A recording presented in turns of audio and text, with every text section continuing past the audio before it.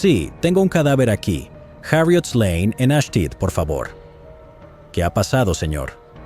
No lo sé. Parece muy desagradable. Creo que la han estrangulado.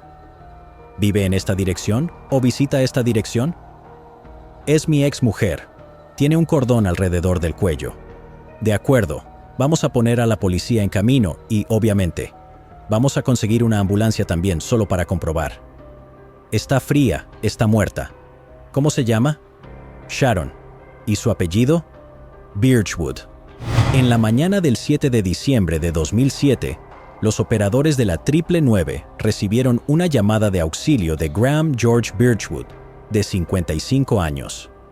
Acababa de pasar a visitar a su exmujer, Sharon Birchwood, de 52 años, cuando la descubrió muerta en la cama.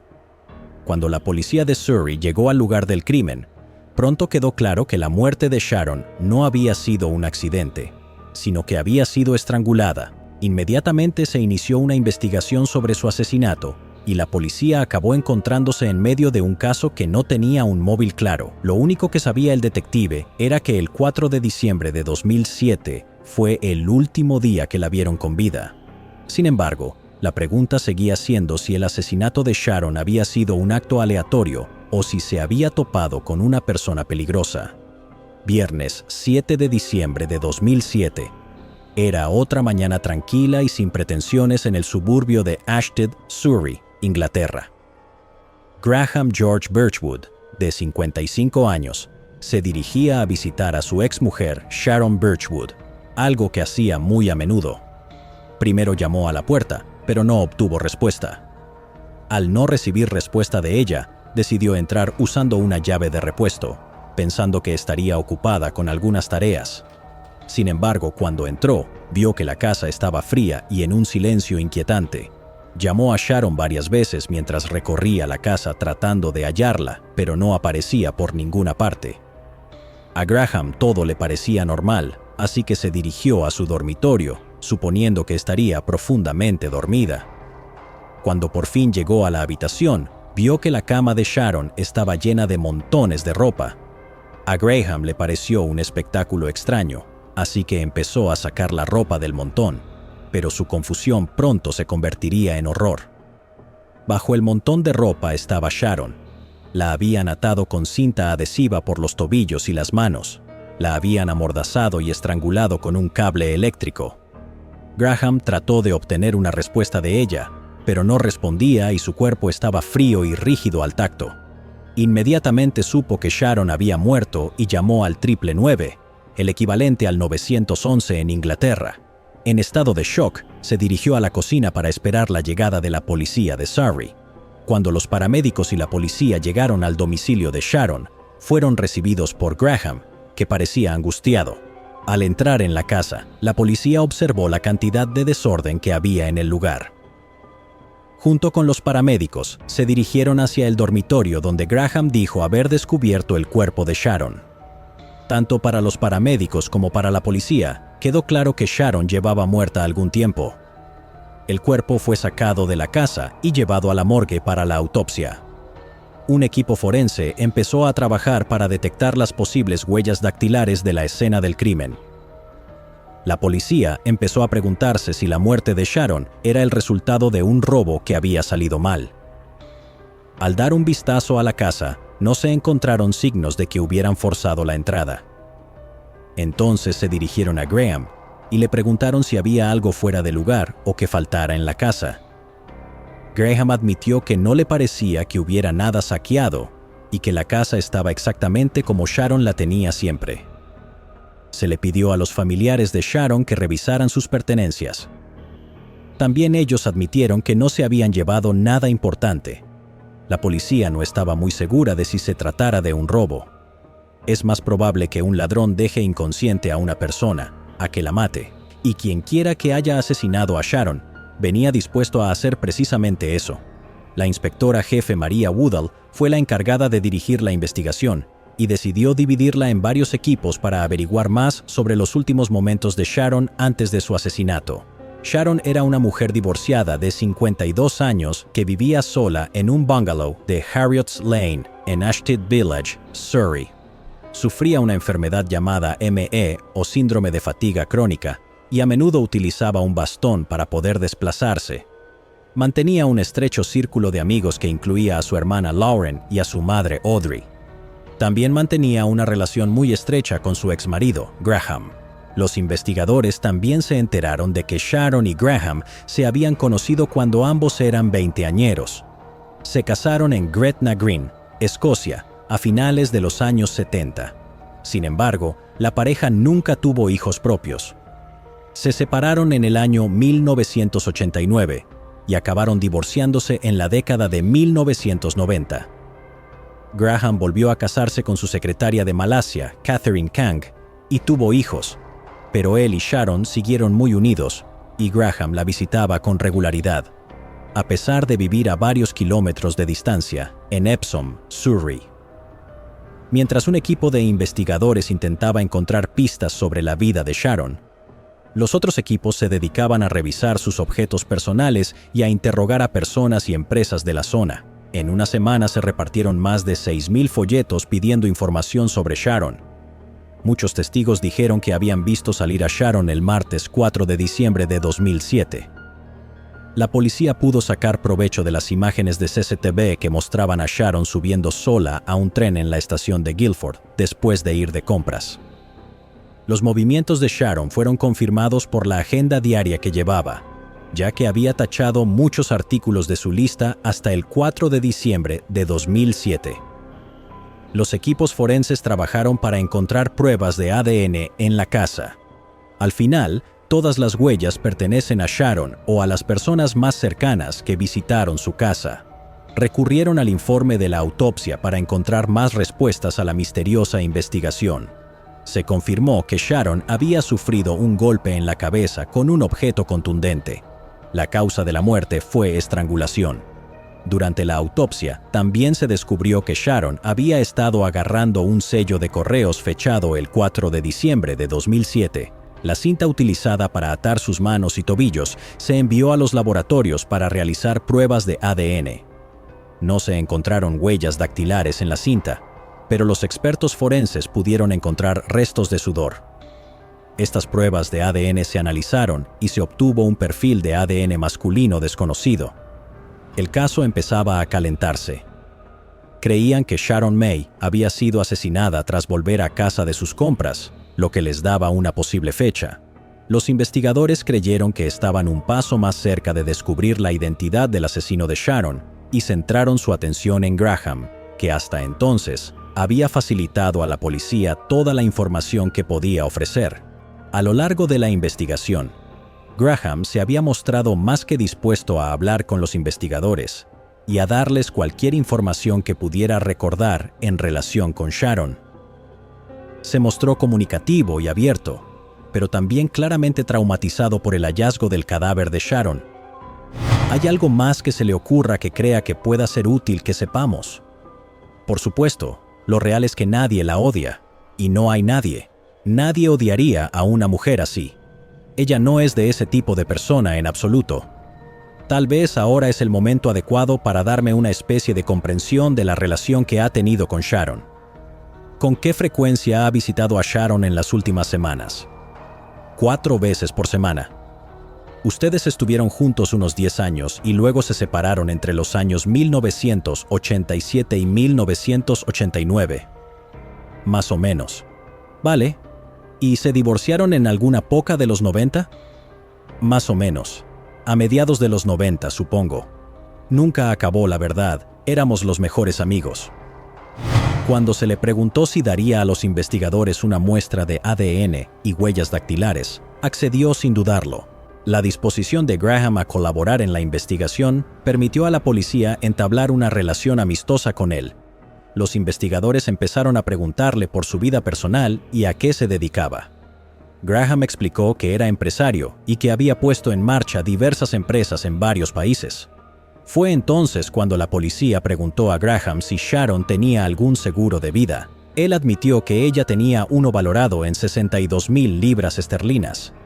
La policía siguió investigando y descubrió por boca de Graham que Sharon sí tenía testamento y que él era el único beneficiario. Esto hizo dudar a los agentes que interrogaron a Graham. Entonces le preguntaron si tenía alguna deuda importante. Graham se rió y luego respondió que siempre estaba endeudado y que Sharon siempre había sido la que le había sacado de apuros. Cuando la policía le preguntó cuánto poseía en ese momento, Graham confesó que sus deudas habían ascendido a unas 100,000 libras esterlinas. ¿Tenía algún seguro de vida? Oh, sí que lo tiene. Sí, tiene un seguro de vida en esa hipoteca de 62,000 libras. ¿Y sabes si alguna vez hizo testamento? Creo que hay un testamento en la casa. Pero claro, testamento escrito a mano, así. No sé qué tan legal sea eso. ¿Cuánto dice? Todo me queda a mí. Todo depende de ti. Podrías ayudarme financieramente, allí donde estás en este momento. ¿Tienes deudas? Oh, sí, siempre estoy endeudado. ¿Cuánto, en total? Tal vez cerca de 100,000. En ese momento, Graham se había convertido en su principal sospechoso, ya que tenía el motivo más fuerte. Ahora que conocían la posible fecha en que Sharon fue asesinada, preguntaron a Graham dónde estaba el 4 de diciembre de 2007. Graham explicó que había estado en el centro comercial mirando escaparates antes de Navidad. Con esta información, la policía volvió a la mesa de dibujo para reconstruir el rompecabezas. Los investigadores estaban seguros de que estaban a punto de efectuar una detención, ya que ahora tenían un posible móvil y un posible sospechoso, pero pronto descubrirían que no sería una tarea tan sencilla. Consiguieron hacerse con las grabaciones de las cámaras de seguridad del Ashley Center, el centro comercial que Graham afirmó haber visitado el martes en que Sharon fue asesinada. Fue un duro golpe para los agentes cuando descubrieron que Graham había dicho la verdad sobre su paradero. Habría sido imposible que estuviera en dos sitios a la vez. Pusieron sus esperanzas en la posibilidad de que Graham hubiera asesinado a Sharon cuando volvía del centro comercial. Compararon el perfil de ADN con la muestra voluntaria de Graham y esperaron con impaciencia. Resultó que no había coincidencia entre las dos muestras y su investigación quedó una vez más en el aire. Se preguntaban quién, si no Graham, tendría más motivos para asesinar a Sharon.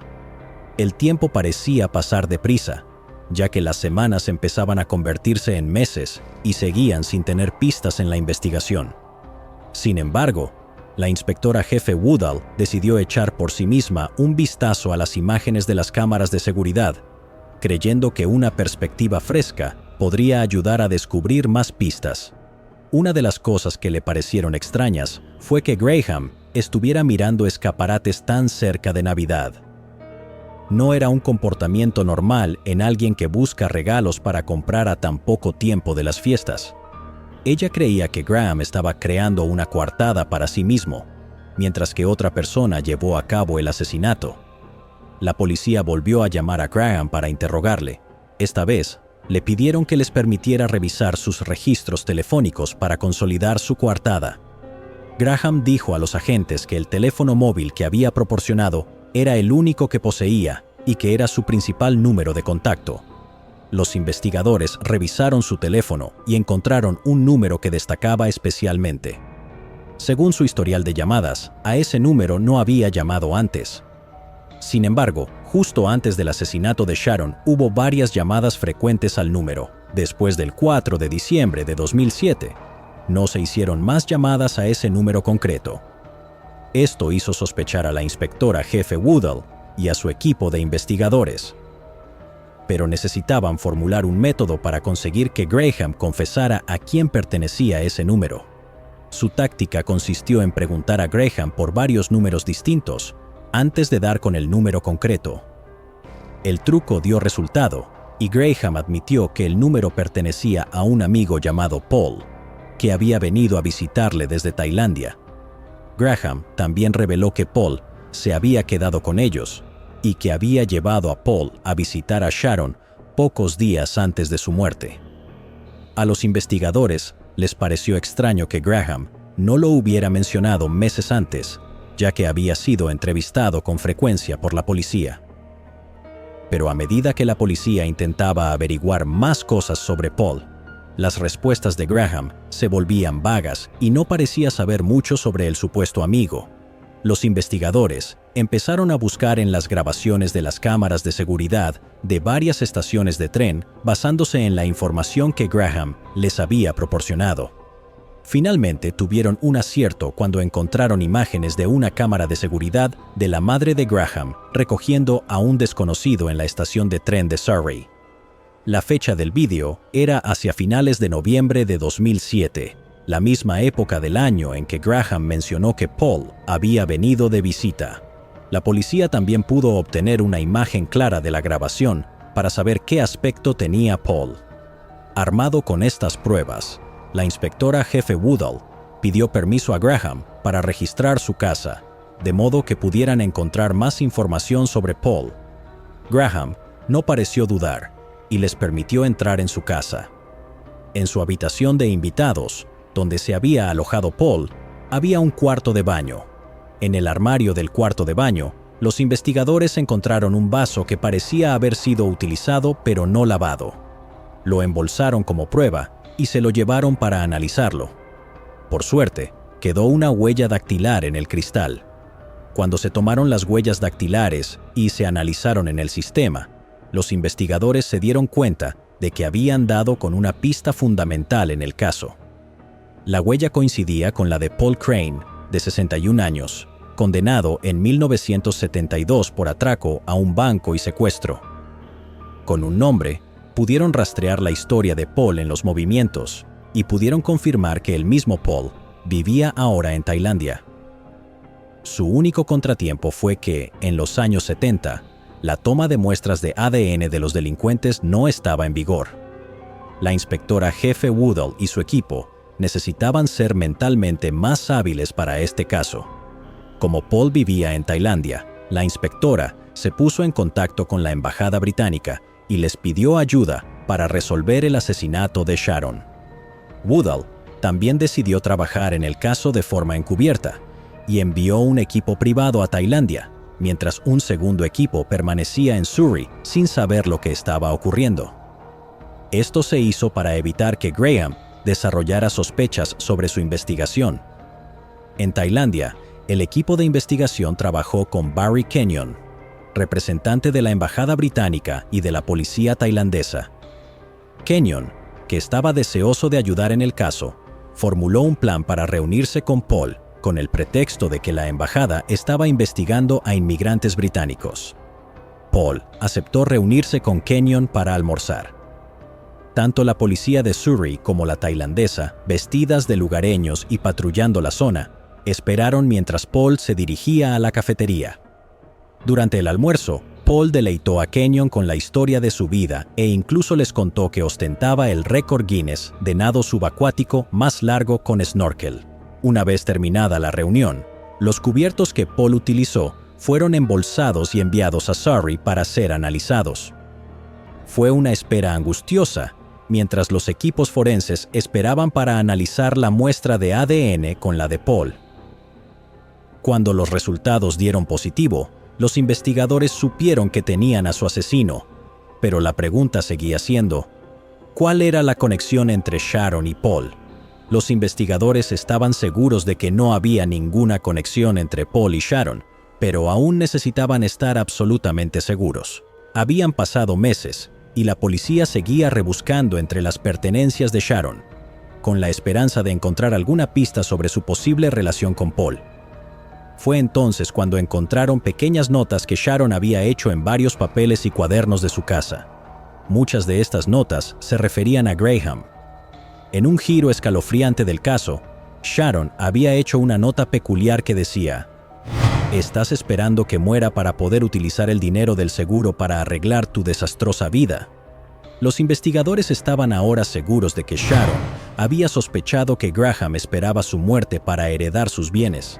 También estaban seguros de que Sharon había escrito esta nota sobre él, ya que la mayoría, si no todas, las notas que había hecho giraban en torno a Graham y su relación. Casi un año después del asesinato de Sharon, Graham fue detenido como sospechoso de su asesinato.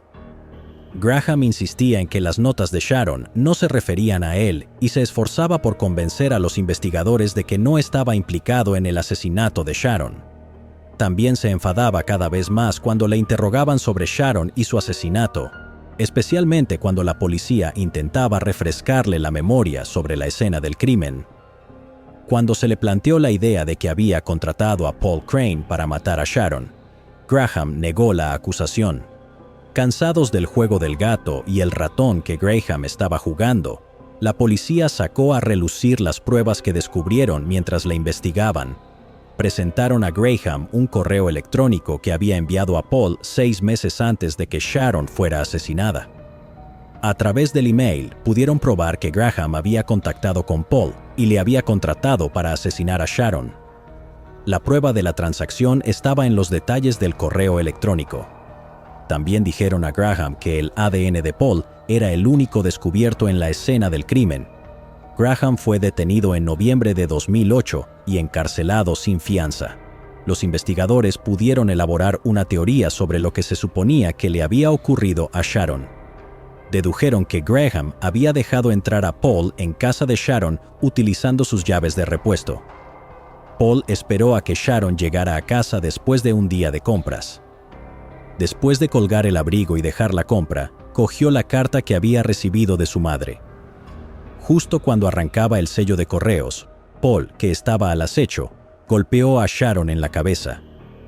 Cuando Sharon quedó incapacitada, Paul la arrastró hasta el dormitorio y le ató los tobillos y las manos con cinta adhesiva. Luego cogió un cable eléctrico y procedió a estrangular a Sharon hasta la muerte. Una vez que Sharon hubo muerto, Paul cubrió su cuerpo con suficiente ropa para ayudar a ralentizar el enfriamiento del cuerpo y engañar a los investigadores que habían intentado determinar la hora de su muerte. Cuando todo estuvo listo, hizo una última llamada a Graham antes de dirigirse al aeropuerto de Heathrow. Voló de vuelta a Tailandia. Todo lo que tenía que hacer ahora era esperar a que descubrieran a Sharon y a que Graham cobrara de la compañía de seguros para poder reclamar su parte. Paul Crane fue extraditado desde Tailandia y permaneció en prisión sin fianza a la espera de juicio por el asesinato de Sharon Birchwood.